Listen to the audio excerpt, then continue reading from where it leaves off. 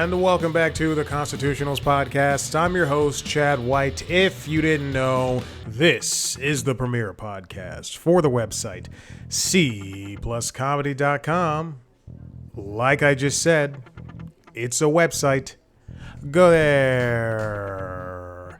Welcome back in. You might hear PBS NewsHour in the background. It is the end of the work day, and I've put on a shirt for the second time today. True or false? This is episode 377. True or false?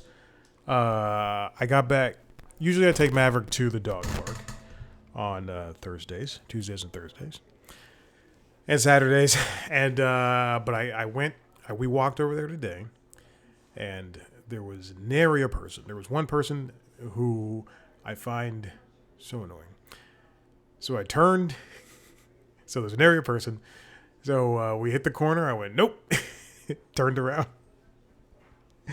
Started walking back, and I'm drenched at this point. The dog park is a 5-minute walk. I'm drenched.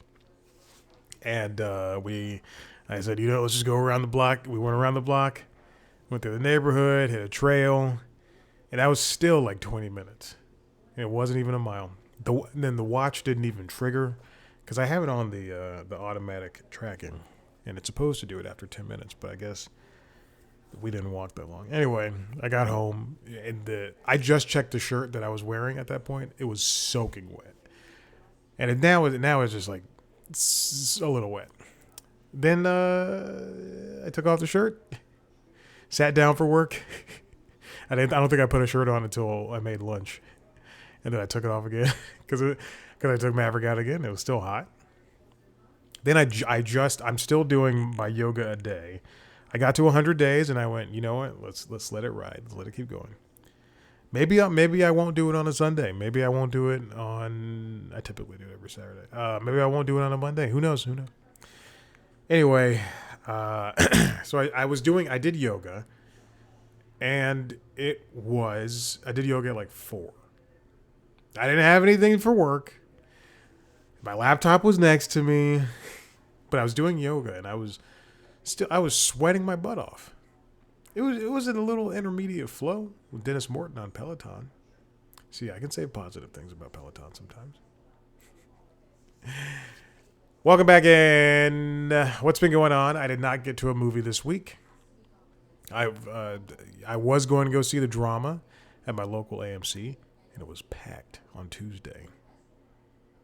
Like, even the rows, I sit in the first 3 rows that's separated by the large aisle, and even those were filled.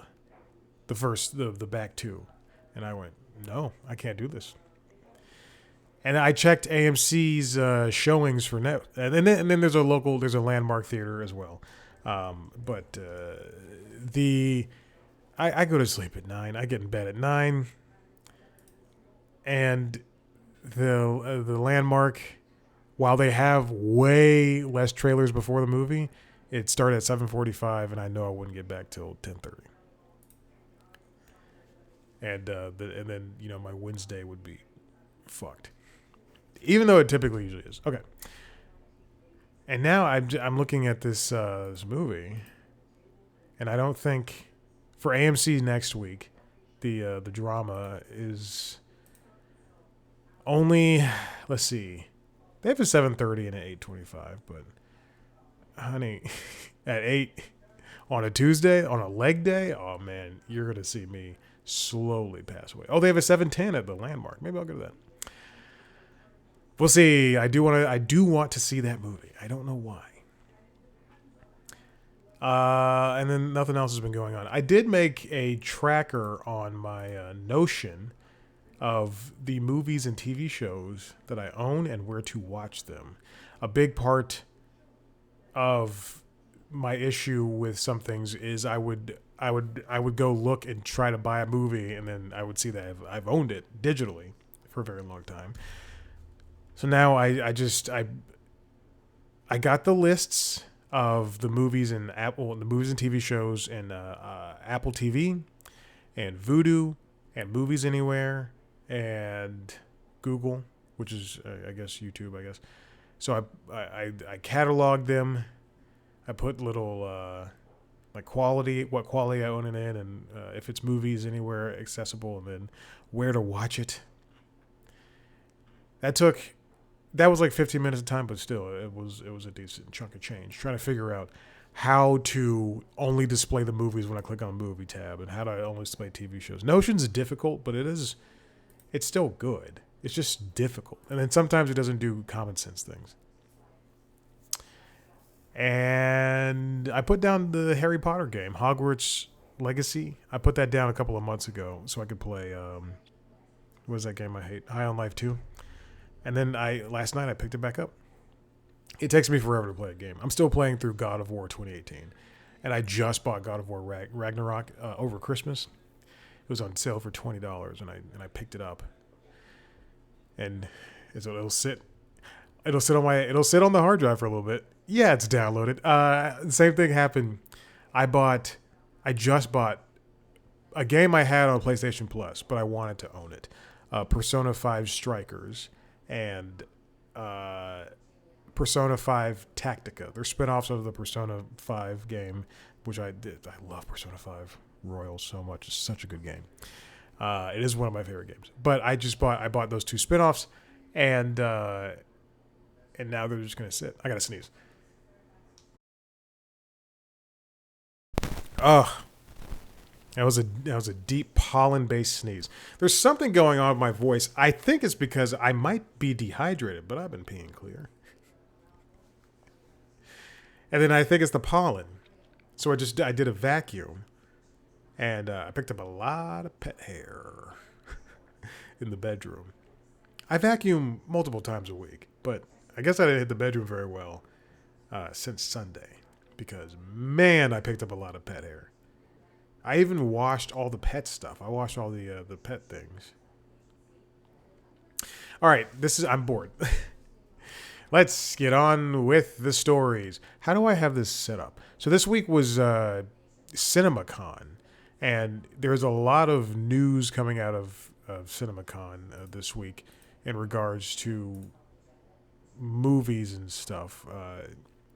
And it seemed it's basically theater owners coming together to talk about what's next, the industry, all that stuff. This comes from The Wrap, written by Jeremy Fuster. Cinema United CEO calls out mergers, praises expanded theatrical windows at CinemaCon. So CinemaCon, this week we saw a lot of studios, thankfully, either commit to keeping movies in theaters for at least 30 days, and then some of them even promised to expand to 45. I believe I saw a headline that said Spielberg praised those theater owners for saying, that they're going to do what they're supposed to be doing, what they did 10 years ago, 5 years ago even. And he was like, tongue-in-cheekily, jokingly, but who knows if no joke, but he's like, hey man, let's do it even longer. He's right. Let's take it back to 90 days. Let me not worry about missing the drama in theaters. I want to see it in theaters. I don't want to wait 3 more months and it's at home. Michael O'Leary struck a balance between celebrating the positives and issuing grave warnings about the state of the movie theater industry in his keynote speech at CinemaCon on Tuesday, extolling the return of longer theatrical windows while reiterating the industry's opposition to any acquisition of Warner Brothers. I talked about it this week on LinkedIn Logs. I believe late last week, 1,000 producers, directors, and actors in the industry signed an open letter to opposing Paramount buying Warner Brothers. And earlier this week, 1,000 more people signed that. So it's like Mark Ruffalo and Scarlett Johansson and just like a bunch of famous people, which is exactly what we need. And they need to continue talking about this, because this is not going. The government, if lawmakers and famous people are all against something like this, then the government has to speak up. They have to speak up, and the government has to do something about it. But they're not going to. So who knows? So O'Leary is very optimistic. He said original films excelled last year, talking about last year's, movie-going experience. Moviegoers sent a clear message that they crave stories that expose them to new ideas and new worlds. It's very true. I've spoken about it on this program before, but there are studies I've talked about have come out that said audiences want to see diverse casting, and yet we get movies like Wuthering Heights. We get whatever Paul Thomas Anderson makes, and just because he made one movie with a bunch of colored people does not mean that he's solved his problems with prejudice in casting. In casting, I know he's married to Maya Rudolph. Continuing on with the quote, and in support of these great movies, exhibition stepped up and made the experience of going to the movies even more memorable. This is why you're starting to see like bars and shit at AMC, which I don't like. Along with that optimism, O'Leary also called out studio consolidation as a major threat to the positive trends exhibitors have been enjoying. He didn't mention it by name, but he was talking about Paramount, Skydance, Warner Brothers. He warned that any transaction that results in Warner Brothers being owned by another major Hollywood entity would, quote, be harmful to exhibition, consumers, and the entire entertainment ecosystem. Further concentrating marketplace power in the hands of a smaller group of distributors that dictate the terms, windows, scheduling, screen placement of movies, and access to historic film catalogs will have a real and lasting impact on Main Street and millions of fans, movie fans around the world. And this week, I believe today, David Ellison committed to doing at least 30 movies in theaters every year, at least minimum. And his idea is that with the combined power of Paramount, Skydance, and Warner Brothers, they'll be able to put out so many different movies, which I don't think is necessary. Like, just because you just spent $111 billion, you don't have the money to put down with help from Saudi investment funds and Chinese companies and your dad. You don't have your Trump-loving dad. You don't have the money to go out and put into. And I understand companies have different monies everywhere else, but it doesn't necessarily mean that they have the money to go out and make another X movie or whatever. I couldn't think of something. Universal announced that it would do 45-day windows starting in 2027. Paramount Skydance said it'll also do 45. And Disney had an average theatrical window for its 2025 slate of 62 days. And look at these movies that are doing well. Hoppers, Project Hail Mary, Super Mario Galaxy movie. Those were movies, well, at least Project Hail Mary and the Super Mario Galaxy movie. Those were movies that people wanted to see. And they did. Now, continuing on, this is definitely Pollen. This comes from The Wrap again, written by Drew Taylor and Sharon Waxman. Netflix's Ted Sarandos meets theater owners at CinemaCon as streamer considers bigger theatrical presence. Even Netflix is getting in on it. But also, in order to win awards, they have to go to the theater for like 2 weeks, I believe. So at this CinemaCon thing, Sarandos met with AMC Theater CEO Adam Aron, Regal CEO Eduardo Acuna, and Cinemark CEO Sean Gamble, among others, talking over the possibility of putting more Netflix movies into theaters, according to two individuals with knowledge of the meeting. He understands that movies like, I don't know, K-pop Demon Hunters would have done gangbusters in theaters, and they eventually did release that movie in theaters in the sing-along version, but for 2 weeks only. I think 2 weeks once, and then another time 2 weeks. So anyway, I was right. The 3 weeks, usually 2 weeks, resulted in smaller awards qualifying runs in key markets. So yeah, they have to do at least 2 weeks for the movies. So there's no plans, but every single one of these CEOs should remain excited that Netflix is even thinking about this. I'm sorry. I'm skimming through this story. F1 that released in theaters, remember, and that's an Apple movie, and then it came out and has still done well on streaming. It's also one of the only movies on Apple TV. There's a couple, but they're not good. You know what movie is always in the top 10 on Apple TV is Greyhound, the Tom Hanks movie Greyhound. It's a movie I watched, and I enjoyed it, but I don't want to see any more of those Apple TV, except for Spirited. I love Spirited. I watch Spirited every single year. They just released it on Apple TV to buy, and it's has not gone on sale. But I'm hoping. I love that movie. It's so good. It's so funny.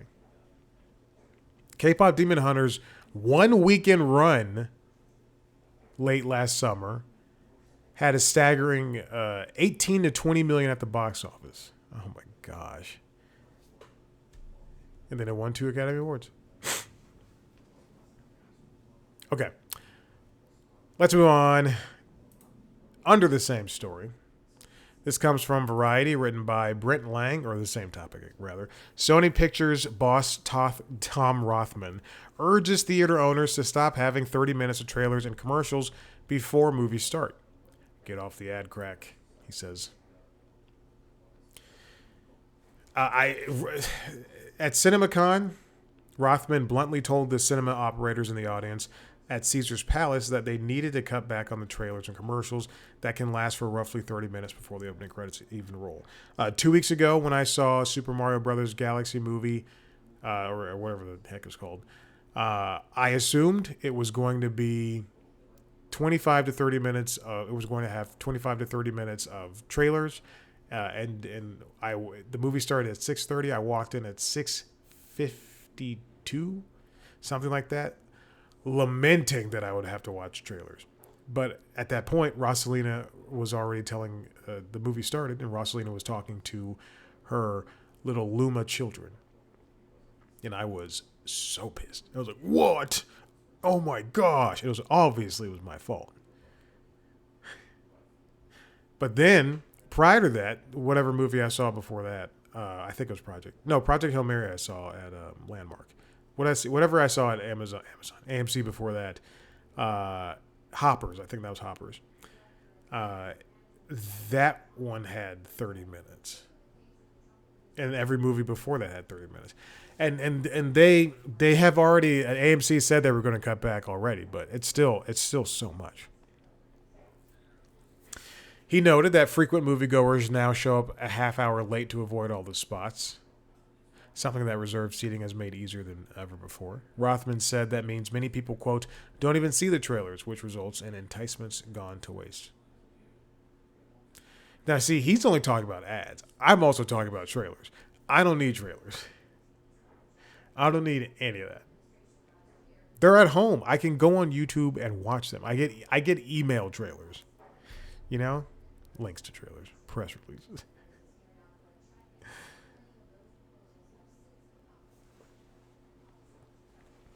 Rothman has been a vociferous defender of the big screen, pushing movie studios to embrace longer windows so that movies will stay in cinemas longer. Enforce longer windows, Rothman said. Yes, even if it means you cannot play every film. I don't know, man. I'm looking at my Atom tickets, and it seems my movie theater next week, my movie theater of choice is going to be playing mostly Lee Cronin's The Mummy.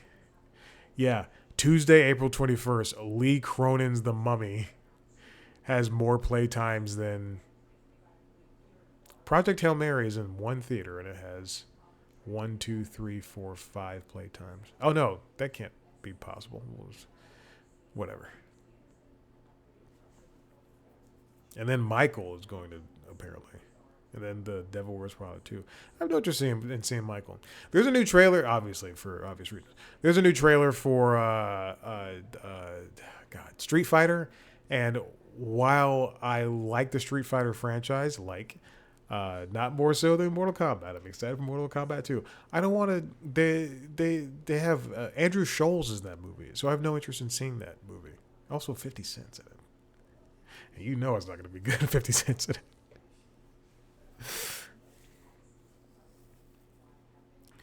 Rothman is right. I would also appreciate it if they put less trailers. Okay, and finally, this comes from the Hollywood Reporter. Film shoots are down in U.S. this year, except in New Jersey. Everything's legal in New Jersey. That's Hamilton. It's written by Eric Hayden. Across the United States, the volume of movie and TV on-location production filming slowed in the first quarter of this year, with one state marking an exception, New Jersey. It's up 45% year over year, as well as production spend, which is up 37%, while other places, including Atlanta and Los Angeles, saw declines. Eric is referring to production intelligence platform ProdPro's quarterly report, which came out this week. Jesus. I clicked through the thing, and I'm just looking through it. I can't see. I don't know what any of this means. I'll just go back to the article. The tracking firm attributes New Jersey's gains to a surge in episodic activity as more series shoot in the state that's been deemed Hollywood East due to its mix of tax incentives, studio infrastructure, and available crew. That was also once Atlanta at one point. Companies that are now setting up shop in New Jersey include Netflix, which is investing $1 billion to build an East Coast base with 12 sound stages at the former site of Fort Monmouth, New Jersey. Wow, $1 billion. And New Jersey is also probably good because it's so close to like New York, and people can drive in and stuff. But I also, Atlanta's got a world famous airport, so I don't know. I'm not advocating for. I am advocating for Atlanta. Oh yes, please get people work.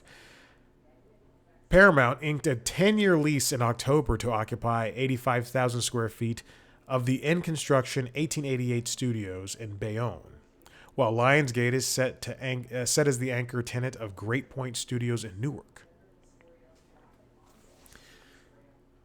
So many movies as of late have shot there, including Steven Spielberg's Disclosure Day, Amazon MGM's Sylvester Stallone biopic, I Play Rocky.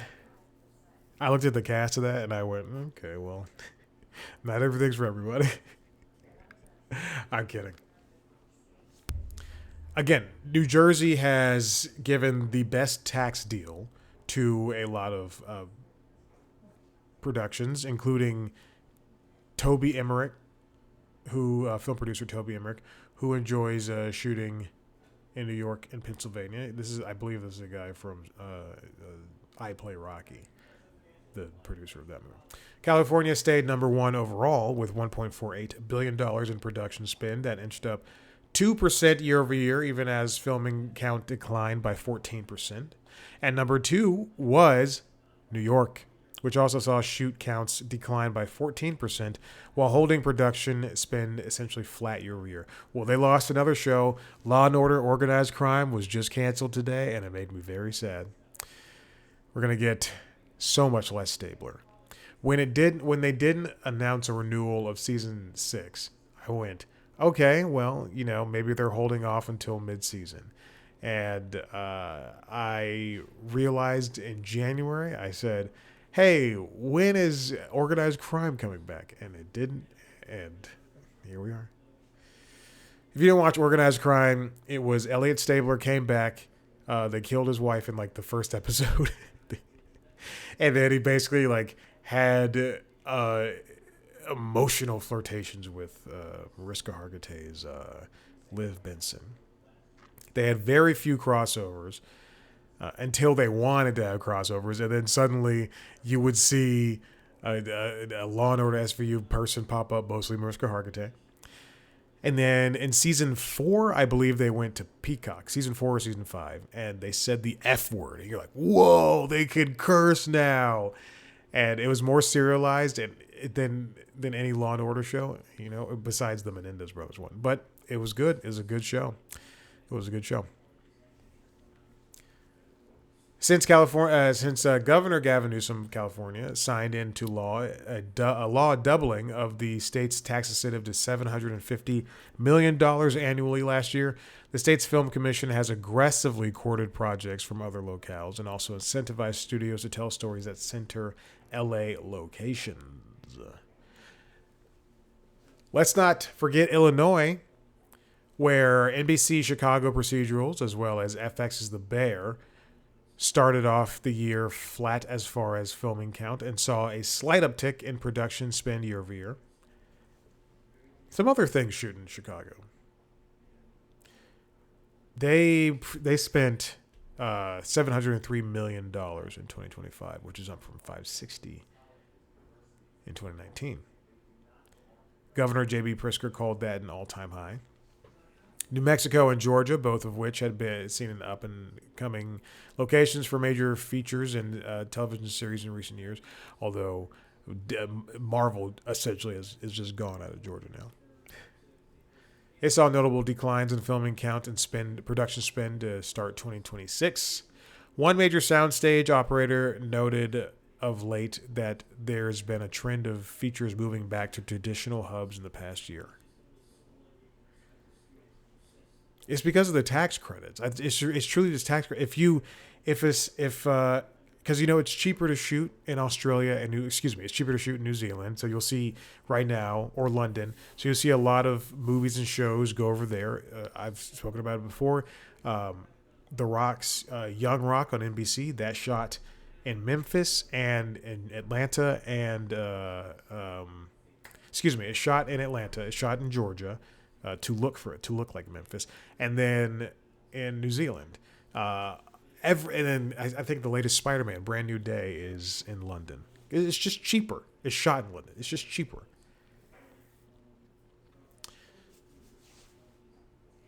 Georgia's still above Illinois though, but they have 26 productions.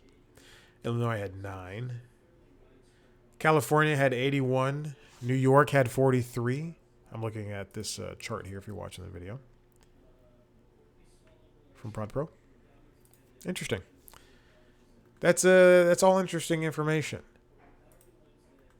I've come to a point where I just want people to work. I don't even care if I like the project or not. I just want people to work. I don't want it to be shit, but I would love for people to just get jobs because it's difficult.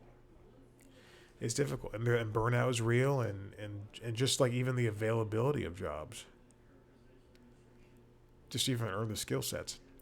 Okay, we're done. Listen, if you like what you heard here, head to the website cpluscomedy.com where you can see a video version of, where you can see everything I've pretty much ever done, including a bunch of interviews. Right before I released this episode, I put out my latest interview with Kelly McFarland. She's an excellent comedian out of Boston. And you should check out the interview on the episode of The Constitutionals before this. But if you want to watch a video version of that interview, you can go to youtube.com/cpluscomedy, where you can watch a video version of this show, as well as video versions of the other podcasts. Late Night Lately, the Late Night Show, and LinkedIn Logs, the jobs and business news podcast. Subscribe to those shows wherever you get your podcasts, because you can get them pretty much anywhere now, and my podcast RSS feed thing does that well. Follow us on social media at @CPlusComedy on TikTok, Instagram, Blue Sky, and YouTube. Me on those platforms at Chad Blackwhite. Thank you so much for listening. We'll see you next time. Bye.